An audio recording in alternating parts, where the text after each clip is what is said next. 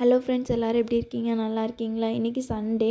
இன்றைக்கி வந்து 10th சமூக அறிவியலில் ஹிஸ்ட்ரி தான் நான் வந்து படிக்க ஸ்டார்ட் பண்ணேன். ஹிஸ்ட்ரியில் யூனிட் 8 தேசியம் காந்திய காலகட்டம் இந்த லெசன் தான் நான் இன்றைக்கி வந்து படித்தேன். ஈவினிங் ஒரு 4 o'clock ஸ்டார்ட் பண்ணேன். இடையில கொஞ்சம் வேலையெல்லாம் இருந்தது. ஒரு 9 o'clock போல் இந்த யூனிட்டை வந்து நான் கவர் பண்ணிட்டேன். இது வந்து பார்த்திங்கன்னா நான் செகண்ட் டைம் படிக்கிறேன்.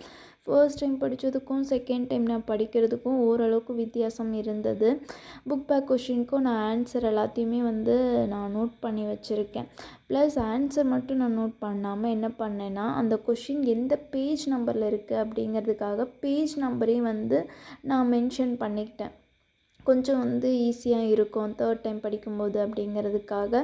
ப்ளஸ் இந்த லெசனில் நான் என்ன நோட் எடுத்தேன் அப்படின்னா, இயர்ஸ் வந்து நிறைய இருந்தது. அதனால் இயர்ஸ் மட்டும் நான் நோட்ஸ் எடுத்துக்கிட்டேன்.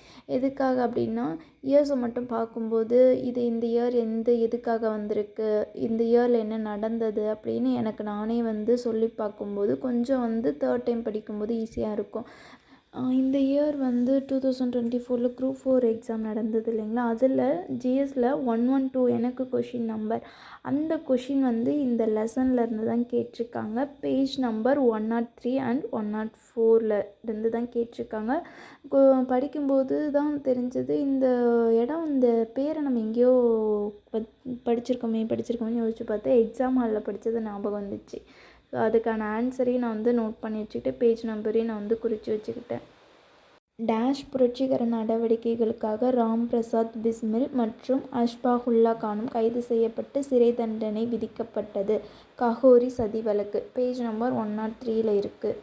அடுத்து பார்த்திங்கன்னா, மத்திய சட்டப்பேரவையில் புகைக்குண்டு வீசியதற்காக புகைக்குண்டு வீசியவர் யார் அப்படின்னா பகத்சிங்கும் PK தத்தும் பேஜ் நம்பர் 104 இருக்குது.